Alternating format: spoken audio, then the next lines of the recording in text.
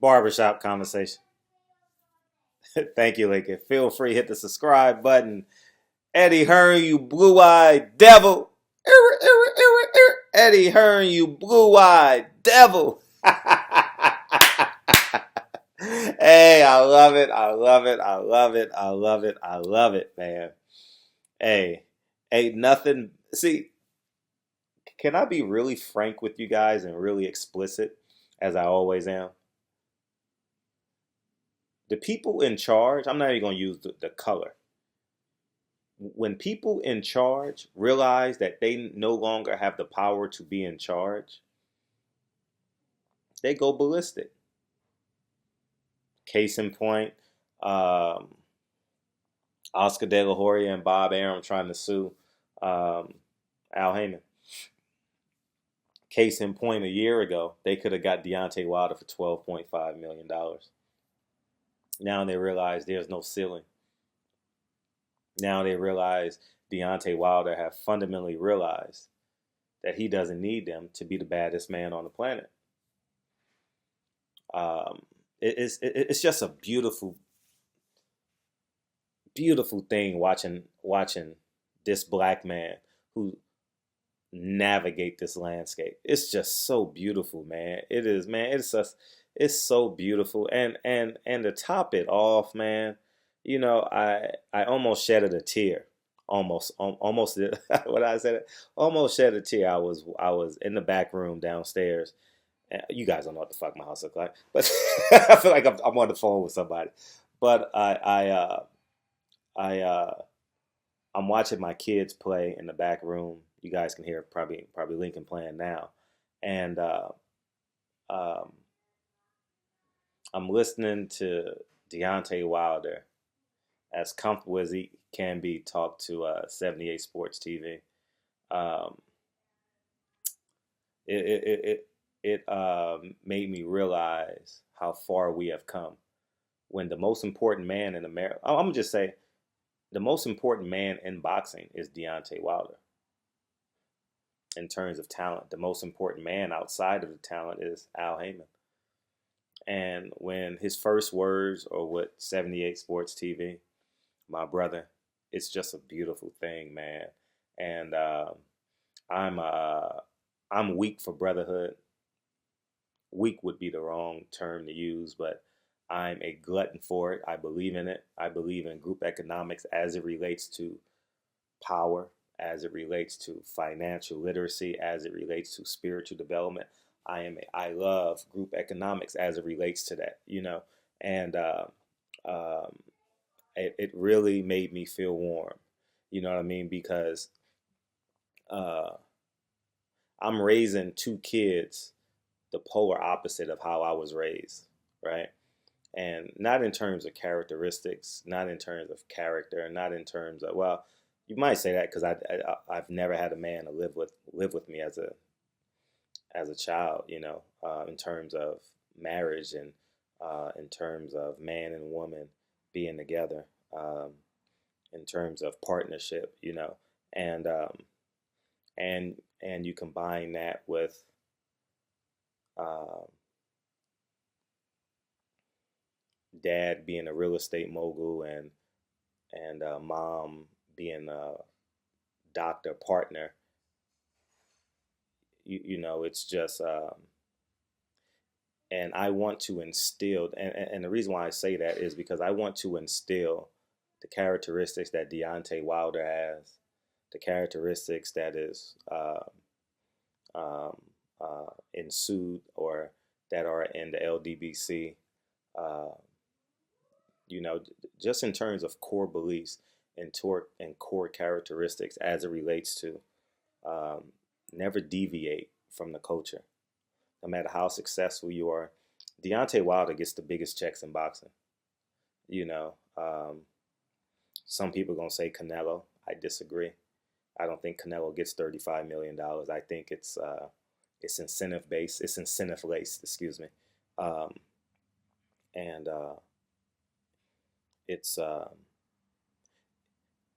it's special, and it reminded me that I have to keep on, keep on, keep on. Um, um, instilling these characteristics in my son. I want him to be a great man. I want my daughter to be a great woman. You want your son to be a great son. You want your daughter to be a great daughter. And the only way that they can be great is if they accept who they are and embrace the culture in which they were raised in, and um, um, I thank God. You can call me a Deontay. I embrace everything that you call me as it relates to Deontay Wilder. You can call me a Deontay Wilder fanboy. You can call me.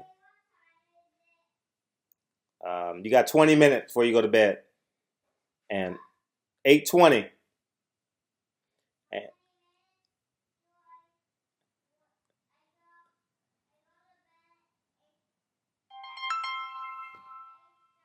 yeah, 8:30. So you got 10 minutes.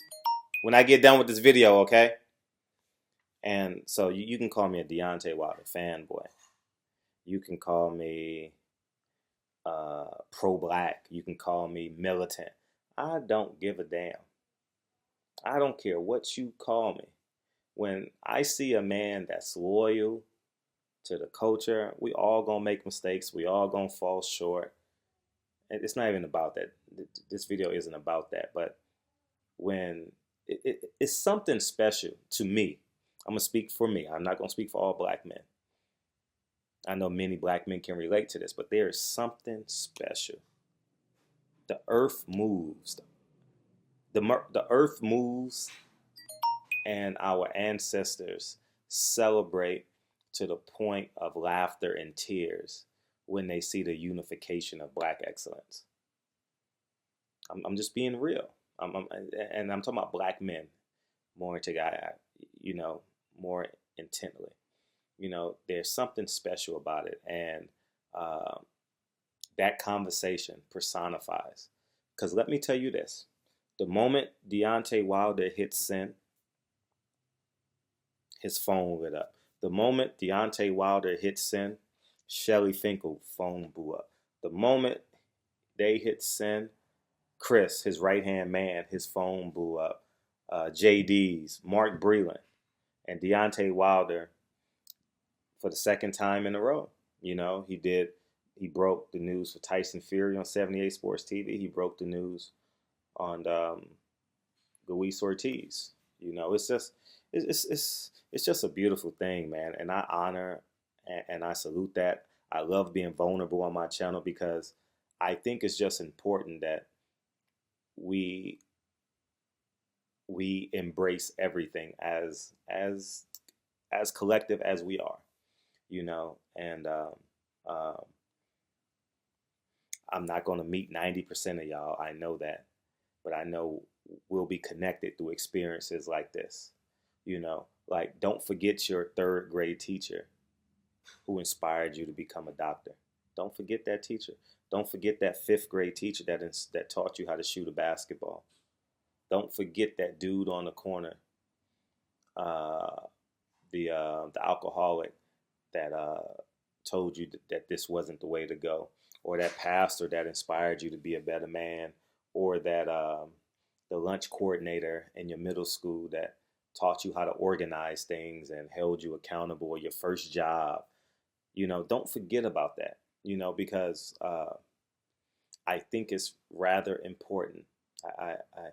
And white people are culture vultures, okay? And what I mean by culture vultures, they want to extract all the time. They want to excavate is the word, excavate, like they do diamonds in Africa, right? They want to excavate all the talent and take it back to their homeland. All right? They've excavated Anthony Joshua. Now he's going to do a great job and do his thing. But it's also special when Deontay Wilder, it's public information that he has inspired white people to invest in him. He has inspired black people to invest in him.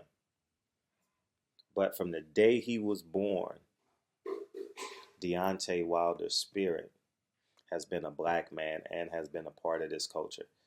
I'm not speaking for Deontay Wilder. I want this to be clear. I'm speaking from me. All right.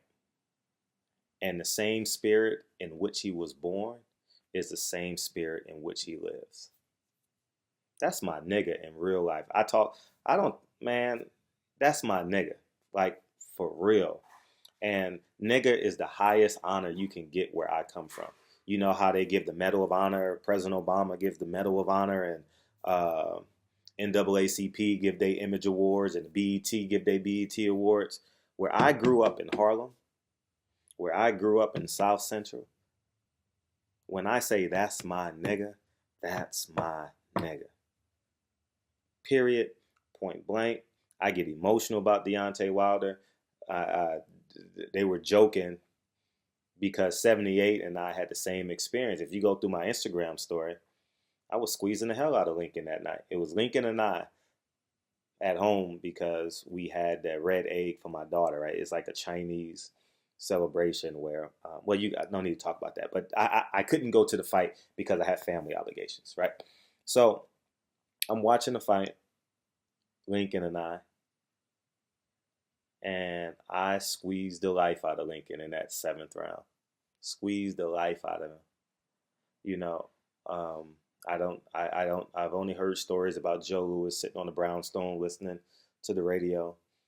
Ray Robinson, I've only heard stories. I don't know, you know, but watching that, yes, I'm about to wrap up this video. And, but that night, was special. You know what I mean? And I'm going forever be appreciative for how Deontay Wilder conducts himself. You know, and here's another caveat to this. People are going to begin to dissect and point fingers. Well, Deontay Wilder is this. Barbershop Conversations this. The LDBC is this. Ticket TV is this. Blue Blood Sports TV is this. Town Biz is this. Black Fight Fan is this. BFT, you know, the list goes on and on and on. You know, Ashley's Corner, Beverly Road, the list goes on and on, right? I know I'm forgetting about 9,000 channels, right? But at the end of the day, this is a unified front, and I honor Deontay Wilder for spending 45 minutes. Was it 40 minutes? I don't know. You know, I salute that king, man, because they were coming. And he said, you know what? I'm going to call my brother. And they probably had it pre-planned. I don't know. I haven't spoken to 78. Well, I texted him earlier today, but about something different. But you know, it's just a beautiful thing, man. And I don't give a fuck. Like I said, if Deontay Wilder wants to hold a rally against what's going on for abortion in Alabama, what else is going, like, I'm with that nigga. Like, that's my nigga in real life. I ain't got to talk to the nigga every day, every week, every month. I'm spiritually connected to that man the same way I'm spiritually connected to y'all. You know what I mean? The first thing, every subscriber that's met me, the first thing I do is I hug them and I say thank you and I love you. Period. I don't want this to be like we're holier than thou. Deontay Wilder said, when I raise my hand, we raise our hand. And I believe he believes that. Like, it comes from, that's why I can tell every black man I love him. For real. I can walk up to any black man and say, I love you. I just got off the phone with Black Fight Fan yesterday and I said, I love you. Every time I call Blue Blood, I say, I love you. Like, or I say, all right, King in my language means I love you. You know what I mean? So I don't give a damn. Like, you know, it's just a beautiful thing, man. And you know, it's just special. So, anyways, man, Barbershop Conversations. It's 8:30. It's time for Lincoln to go to bed, and we got to go brush our teeth. And I give him affirmations. Come here, Lincoln. It's time for bed. I'm gonna tell you what we talk about before we go to bed because this is important. When Lincoln goes to bed, we speak affirmations to each other. What'd you say? What'd you say? This is my favorite airplane. Can I take it to bed with Sure. me? Zoom. What do we? What do we talk about when you go to bed? Tell the people what you talk about. I don't know. What do Daddy and Lincoln talk about when you go to bed? I don't know. Hmm? Tell them about the conversation we have before you go to bed. Hmm? Barack Obama helped black people. Speak louder so people can hear you. Barack Obama helped black people live better. Who else? Who else we talk about before you go to bed?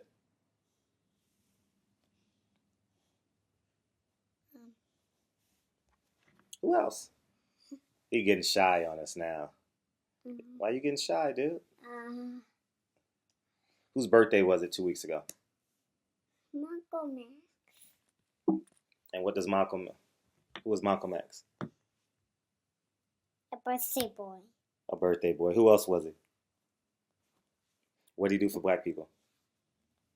He helped black people live better. Amen. So we just give affirmations. We got to go talk some affirmations. So, all right. So barbershop conversations, man. I like to say about my poopy heads. Feel free, hit the subscribe button. And it's 8:30 in LA, and it's time for Lincoln to go to bed. That's why I say, all y'all, call me after 8:30, so I can answer the phone. Barbershop conversation. Feel free, hit the subscribe button. And I'll talk to you soon. Peace. Let's go upstairs.